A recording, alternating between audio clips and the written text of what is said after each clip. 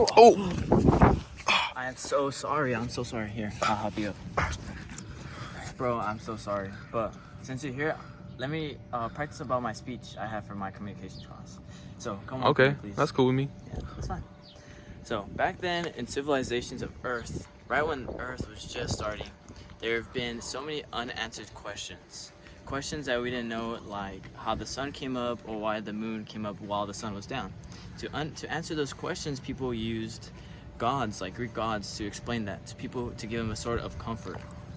Now, as we fast forward into our time, we have answers to those unanswered questions. Like, we now understand why the sun comes up. We now understand why this moon comes up. As we fast forward in time, we also have answers, or theories of what things are up to come. Like, one of those famous theories is called the string theory, involving people like Albert Einstein, or even the founding fathers of everything, Galileo. Oh, sorry, I had to use my mythical powers and teleport to a whole different scene. Anyways, let me continue my calm speech. So back then in history, as I was saying before, there were a bunch of physicists in our world. And one of those famous physicists is Sir Galileo. And that guy, let me tell you about that guy. In the early 1500s, he was a rebel. He disobeyed the church. He preached out stuff that people thought he was insane for, but look where we're at now. He invented the telescope and preached his preachings to everyone else. In one of his teachings, he was talking about how the Earth is not the center of the universe.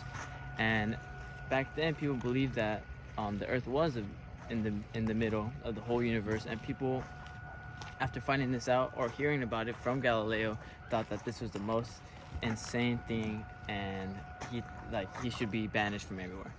Now, back in those times, the church ruled everyone. The preaching from the church was everything, and if you disobeyed that, you would be banished from society. You'd be shunned from any single everything. Now, you must understand that Galileo is putting a lot on the line right here. He is throwing his life away. He's throwing his possibility of anything. Now, after finding out that the sun, and showing everyone that the sun is in the middle of the universe, he continued these teachings and taught a bunch of other people. Now, fast forward to let's say the early 1900s. There's another physicist, most famous too, named Albert Einstein.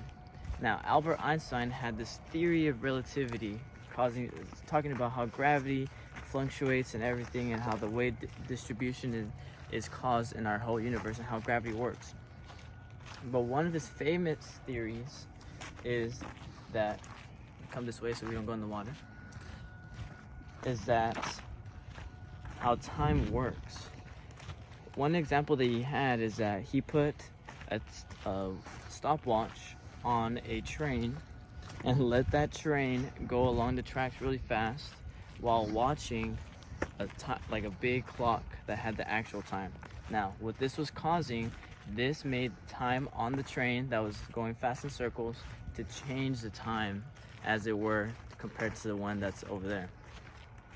This exploded the brain, being like, oh, like time is being manipulated, and we always thought that time was one thing. Now, furthering up the studies, we have a bunch of other things that we have to know about, but we'll put a pause right and unpause. So, the string theory, still a story, just like the Roman gods and stuff like that, but still not debunked yet. The string theory is, well, most people would say seeing is believing. Like, we know an ant makes an anthill because we've seen it. We know what an atom does because we also seen it. Now, in order to see something, we have to have something called electromagnetic waves. Those electromagnetic waves reflect back to our brains, causing an image to be portrayed. Now, because of the atom bomb, we were able to split the atom.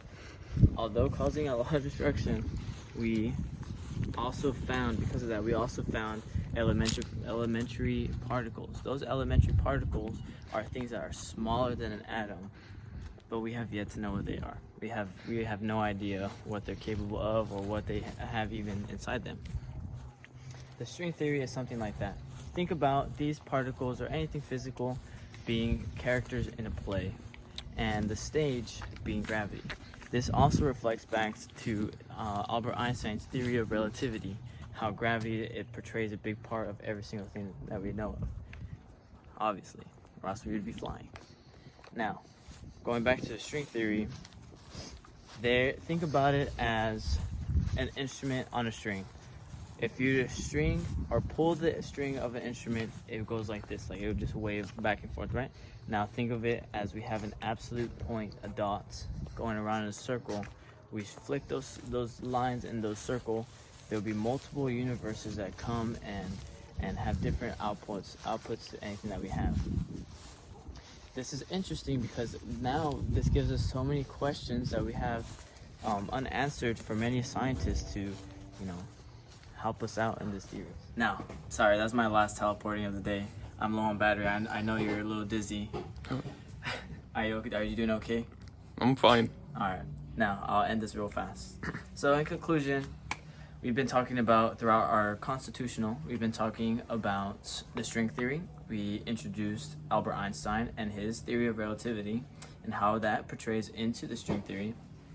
We talked about Galileo and his preachings and introduction of the telescope and how he proved to everyone, especially the church, not only that they were wrong about the earth being the center of everything, but that the sun is the center of everything and we orbit around the sun. Now, it is scary to know that we know more about our space, about what's out there, than we know about our own planet, about our oceans, and about everything. But always remember, knowing the unknown doesn't mean that you have to be afraid of it. Just embrace it so you can be prepared for the future. Thank you.